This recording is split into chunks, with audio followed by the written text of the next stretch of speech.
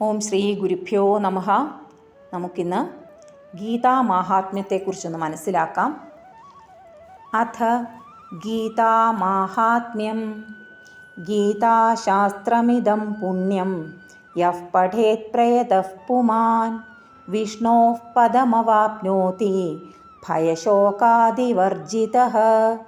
ഗീതാധ്യയനശീലസ്യ പ്രാണായാമപരസ്യ ച നൈവ സന്ധിഃ പാപാനി പൂർവജന്മകൃതാനി ച. മലനിർമോചനം പുംസാം ജലസ്നാനം ദിനേ ദിനേ സകൃത് ഗീതാംഭസി സ്നാനം സംസാരമലനാശനം.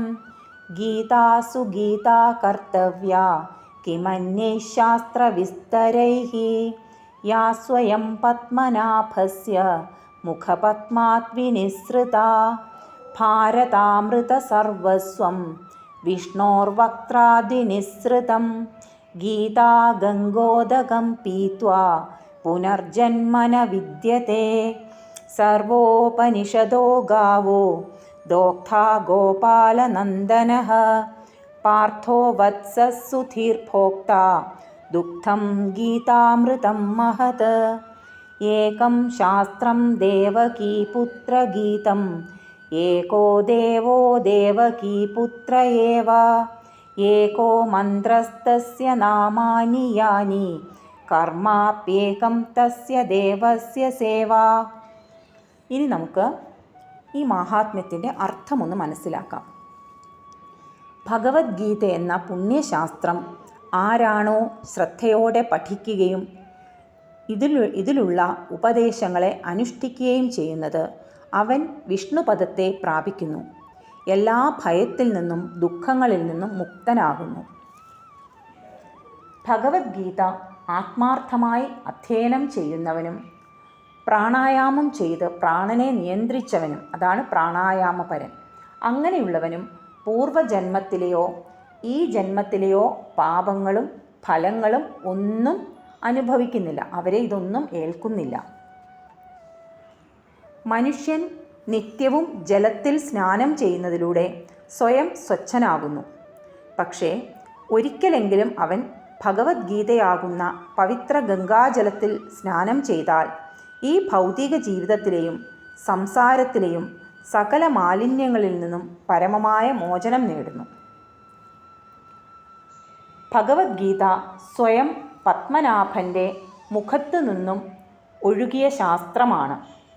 ഇതിൽ സകല വേദാംഗങ്ങളുടെയും സാരം അടങ്ങിയിട്ടുണ്ട്. അതിനാൽ ഗീതാധ്യയനം ചെയ്യുന്നത് ഗീതാധ്യയനം ചെയ്യുന്ന ഒരു ആൾക്ക് മറ്റു ശാസ്ത്രങ്ങളുടെ അധ്യയനമൊന്നും തന്നെ ആവശ്യമില്ല. ഗംഗാജലം കുടിക്കുന്നവൻ മുക്തി നേടുന്നു. ഭഗവത്ഗീത മഹാഭാരതത്തിൻ്റെ അമൃതമാണ്.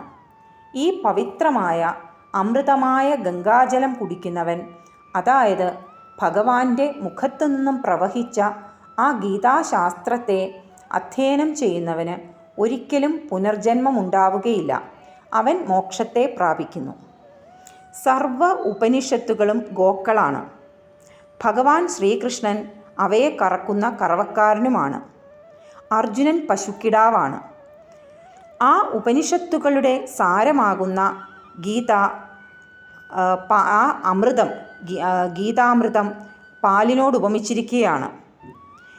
ഈ പാല് ആസ്തിക ബുദ്ധിയുള്ളവൻ ആസ്വദിച്ചു കുടിക്കുന്നു. ഒരേ ഒരു ശാസ്ത്രമാണുള്ളത്, ദേവകീപുത്രനായ ഭഗവാന്റെ ഗീത. ഒരേ ഒരു ദേവനാണുള്ളത്, ഭഗവാൻ ശ്രീകൃഷ്ണൻ. ഭഗവാന്റെ നാമസങ്കീർത്തനമാണ്, ഭഗവാന്റെ നാമങ്ങളാണ് ആകെയുള്ള മന്ത്രങ്ങൾ.